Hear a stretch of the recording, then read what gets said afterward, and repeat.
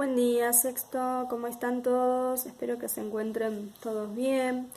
Bueno, retomamos después de esta semanita divertida que tuvimos entre TikTok y desafíos de los profes de educación física. No los vi participando mucho a ustedes y la vi a Ludmi, así que buenísimo que hayas podido participar y bueno, los que no se animaron seguramente tendrán próximas oportunidades, ¿sí? Vamos a seguir trabajando en cuanto a lo que tiene que ver con biología, con el tema que empezamos la última vez, que es la reproducción, ¿sí? Ustedes tenían unas actividades para hacer de reproducción hablando de forma global, ¿sí? De la función de reproducción en todos los seres vivos. Hoy vamos a comenzar a trabajar específicamente lo que tiene que ver con la reproducción humana, ¿sí? Ustedes hicieron o tendrán ahí por hacer las últimas actividades en donde tenían que explicar, por ejemplo, la diferencia entre una reproducción sexual y una asexual, ¿sí? Era uno de los puntos.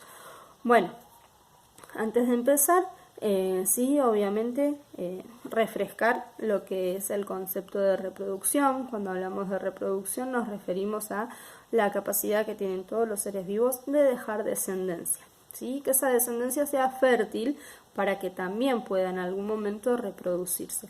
Y esto va a permitir que la especie se mantenga en el tiempo y no se extinga, ¿sí? Para poder lograrlo existen muchas alternativas diferentes, pero se las puede agrupar en dos grupos diferentes: reproducción sexual y reproducción asexual. Cuando hablamos de reproducción sexual nos referimos a aquella que necesariamente deben participar células sexuales. A estas células sexuales las llamamos gametos. En nuestro cuerpo, en nosotros, en las personas, los gametos son: el gameto femenino es el óvulo y el gameto masculino el espermatozoide, ¿sí? Entonces, siempre para que una reproducción sea sexual debe intervenir gametos, célula sexual femenina y una célula sexual masculina, ¿sí? En nuestro caso particularmente, en el de las personas, para que esto ocurra deben existir dos progenitores intervinientes, ¿sí? Un progenitor que va a ser el portador del gameto femenino y otro progenitor que va a ser el portador del gameto masculino, ¿sí? En la reproducción humana, estos dos gametos deben unirse en un proceso que lo llamamos fecundación. La fecundación es justamente eso, cuando los dos gametos que intervienen se unen y en esa unión intercambian su material genético. En esa unión, intercambio de material genético, se origina una nueva célula que recibe el nombre de cigoto, y ese cigoto, a medida que van pasando las horas y el tiempo, comienza a dividirse y a generar cada vez más cantidad de células hasta que empieza a formar de a poquito el cuerpo del nuevo ser vivo, ¿sí? Y hasta que ese cuerpo se termine de formar, se desarrolle y se madure para poder llevar a cabo la vida, debe pasar un tiempo determinado, que es lo que llamamos desarrollo embrionario, ¿sí? En las personas el desarrollo embrionario es interno, quiere decir que se va a dar dentro del cuerpo de la madre, ¿sí? La fecundación también es interna, porque ocurre dentro del cuerpo de la mujer, ¿sí?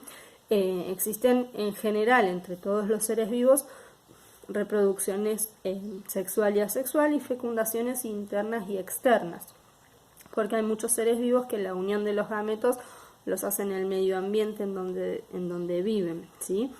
Y en muchos casos ese desarrollo embrionario también es externo, se da en el medio ambiente, como por ejemplo en la gallina, que no ocurre dentro de la gallina, sino que ocurre en el huevo que la gallina pone en un lugar determinado, ¿sí? Eso simplemente a modo de comparación. Vamos a enfocarnos en nosotros, ¿sí? Entonces, la reproducción humana es sexual porque intervienen gametos, ¿sí? Una célula sexual femenina, óvulo, y una célula sexual masculina, espermatozoides. La fecundación va a ser interna porque ocurre dentro del cuerpo de la mujer, ¿sí? Y el desarrollo embrionario también es interno porque también el bebé se va a ir terminando de formar dentro del cuerpo de la mujer, ¿sí? Ahora, para que esto ocurra es necesario un montón de cosas. Por ejemplo, el funcionamiento del sistema reproductor. Tanto el hombre como la mujer deben tener un sistema reproductor que funcione adecuadamente para poder producir estas células tan necesarias en la reproducción. Y para esto van a intervenir las funciones de los diferentes órganos del sistema. No es que solamente uno es el responsable, sino que tiene que haber una comunión de funciones en su conjunto, ¿sí? Entonces, lo que vamos a trabajar en el día de hoy y durante la semana es con el sistema reproductor femenino y masculino, ¿sí? Van a tener que poner como título reproducción humana, ¿sí?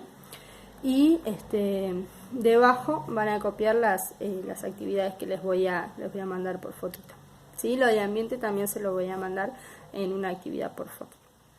Les mando un besito y cualquier duda que tengan me consultan. Chao, chao.